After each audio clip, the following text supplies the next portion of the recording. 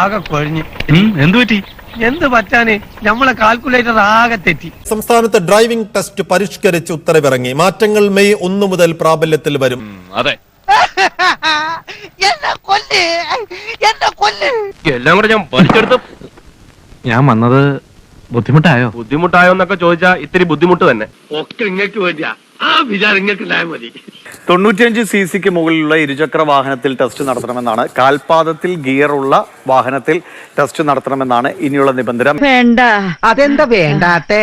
വേണ്ട തന്നെ. കാൽപാദത്തിൽ ഗിയറുള്ള വാഹനത്തിൽ ടെസ്റ്റ് നടത്തണമെന്നാണ് ഇനിയുള്ള നിബന്ധന. മെയ് 1 മുതലാണ് ഇത് പ്രാബല്യത്തിൽ വരുന്നത്. ഗിയറില്ലാത്ത ഓരോ വണ്ടികളിറക്കി മനുഷ്യനെ ഒരു ആവേശപ്പുറത്ത് അങ്ങനെ പറഞ്ഞല്ലാതെ നമുക്ക് എന്തെങ്കിലും ഒരു പ്ലാനിങ് ഇല്ലാതെ നടക്കില്ല.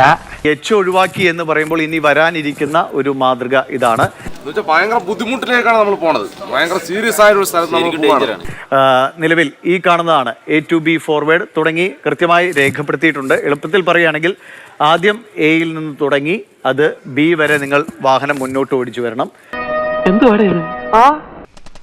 എന്റെ കർത്താവേ, ചാള കുഴയുന്നല്ലോ കുഴഞ്ഞല്ലോ. പിന്നെ B to C റിവേഴ്സ് ആണ്. ബിയിൽ നിന്ന് C വരെ വാഹനം റിവേഴ്സ് പോകണം. എന്റെ തല കറങ്ങുന്നല്ലോ കൂട്ടുന്നേരെ. തന്റെ തലയല്ലേ കറങ്ങുള്ളൂ, എനിക്കിത് കേട്ടിട്ട് എന്റെ ദേഹം മുഴുവൻ കറങ്ങുന്നു.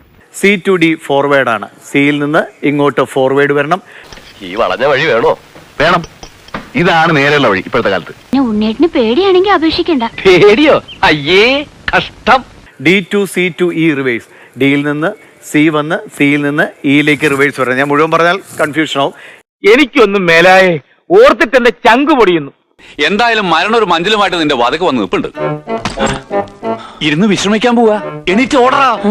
ഇനി പരിശീലനം നൽകുന്ന കാറിന് 15 വർഷത്തിൽ കൂടുതൽ പഴക്കം പാടില്ല എന്ന നിബന്ധന മുന്നോട്ട് വയ്ക്കുന്നുണ്ട്. കൺഗ്രാറ്റുലേഷൻസ്, എനിക്ക് സന്തോഷമായി. സർക്കാർ കാര്യമാ, എന്തെങ്കിലും വീഴ്ച കാണിച്ചാ പിന്നെ കേറി മേയാൻ അവർക്ക് മറ്റൊന്നും വേണ്ട. ഓട്ടോമാറ്റിക് ഗിയർ അല്ലെങ്കിൽ ഇലക്ട്രിക് വാഹനങ്ങളിൽ ടെസ്റ്റ് നടത്താൻ അനുവദിക്കില്ല.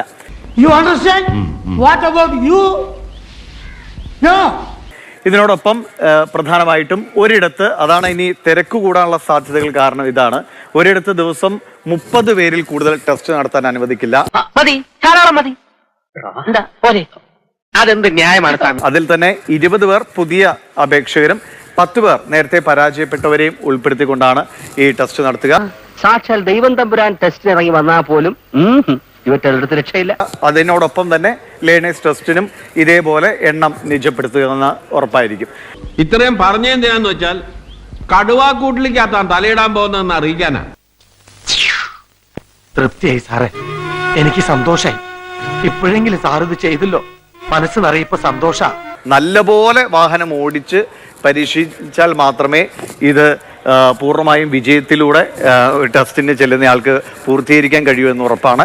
ഇത് മഹാദ്രോഹമായി പോയി സാറേ. President, every citizen is bound to obey the law. എങ്ങനെയുണ്ട് ഞാൻ വെച്ച കെണി? നന്നായി. മിടുക്കന്മാർ ഇങ്ങനെ എല്ലാ കാര്യത്തിലും ആത്മാർത്ഥത വേണം. ഇനിയൊന്നും പറയണല്ല, എല്ലാം അതിന്റെ ഒരു രീതിക്ക് അങ്ങ് ചെയ്തേക്കണം. സംശയിക്കണ്ട, ഞാനാ പറയുന്നത്. എന്റെ കൊക്കിൽ ജീവൻ ഉണ്ടെങ്കിൽ ഞാൻ പറയുന്നത് പോലെ ചെയ്തിരിക്കും. വരട്ടെ, മാതരം ശക്തിമയം.